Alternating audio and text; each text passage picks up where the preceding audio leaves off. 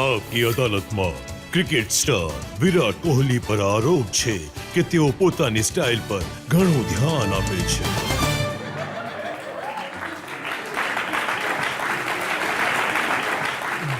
વિરાટ, આ ફોટો મારી પાસે છે. એનું ટાઇટલ છે કોહલી પર ફિદા હુઈ હસીના. આ હુબાર્ટનો ફોટો છે ફેબ્રુઆરી 2012નો. એક છોકરી પોસ્ટર લઈને બેઠી છે મેદાનમાં. એમણે લખ્યું છે, offer still stands Kohli, my place two night.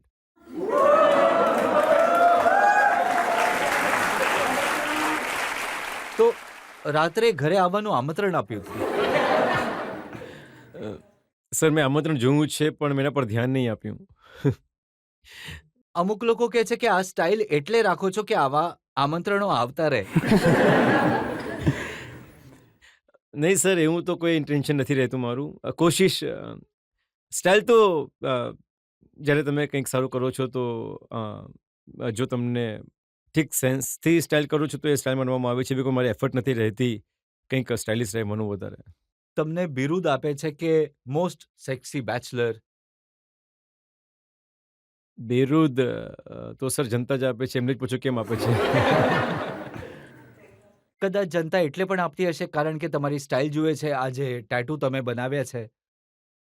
હા, શોખ હતો મને પહેલાં ટેટુ બનાવવાનો, તો સર બનાવી લીધા હતા. હવે આવી વસ્તુઓ નીકળી તો શકતી નથી.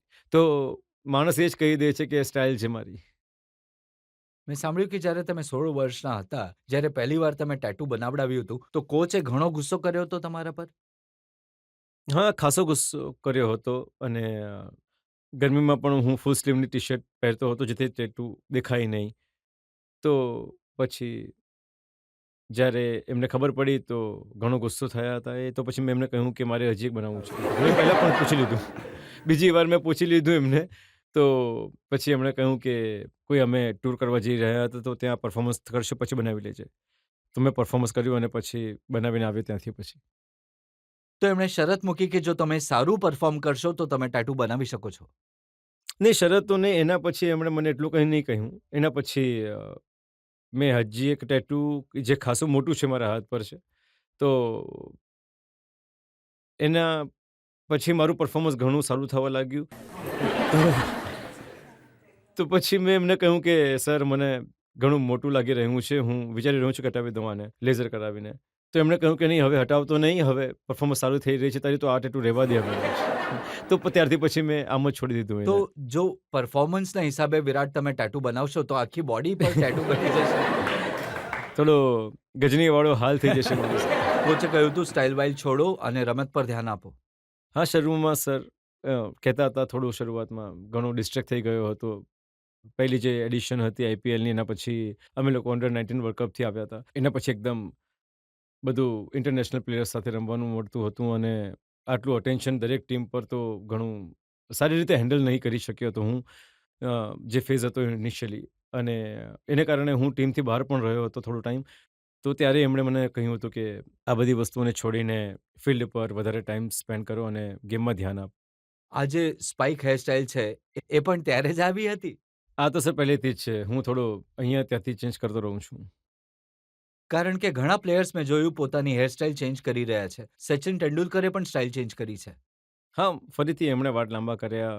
ચેન્જ કરતા રહીએ છીએ સર, સારું લાગે છે ક્યારેક ક્યારેક ચેન્જ કરવું. ને સૌરવ ગાંગુલીએ ચેન્જ કરી તો એ પસંદ નહીં આવ્યું લોકોને, ફિલ્ડ પર વાળ જ્યારે ઉડતા દેખાય. હું કમેન્ટ નથી કરવા ઈચ્છતો સર.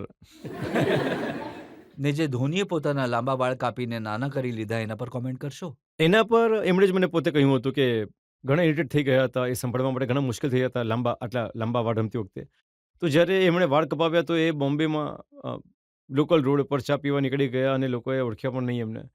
તો બોલ્યા એ વસ્તુનો ફાયદો 1-1.5 મહિનો થયો થોડો. ઘણી સ્ટાઇલ છે તમારામાં, કપડાં પહેરવામાં, વાળમાં, ટેટુમાં પણ. પણ મેં સાંભળ્યું કે જે સ્ટાઇલવાળા આટલા મોટા પ્લેયર છે વિરાટ કોહલી, એકવાર બાંગ્લાદેશમાં પેન્ટ ઉતરી ગઈ હતી એમની ફિલ્ડમાં.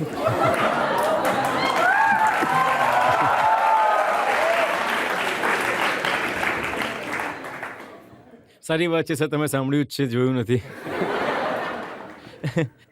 ઘણું એમ્બેરેસિંગ ઇન્સિડન્સ હતો અને જે મારા મોટા ભાઈ જેવા છે મિસ્ટર યુવરાજસિંહ, ઘણા ખુલીને હસ્યા હતા, તમે જોઈ શકો છો. તમારે જોવું હોય તો જોઈ લો, યુટ્યુબમાં છે વિડીયો.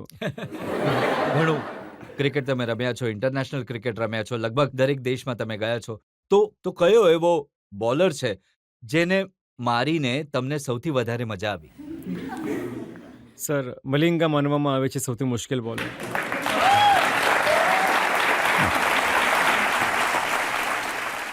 તો ઓસ્ટ્રેલિયામાં એ મેચ થઈ, જે એક ઓવર હતી જેમાં ઘણી વધારે મજા આવી એવું રમવામાં મને. અને કોઈ ઈચ્છા રહી ગઈ કે આવા કોઈ બોલરને ભાઈ માર્યો નથી, આ બચી ગયો હજી મારા હાથથી? નહીં સર, એવી તો કોઈ ઇન્ટેન્શન નથી હોતી કે આજે જેનો ખીનો બનાવી દેવો જોઈએ પણ.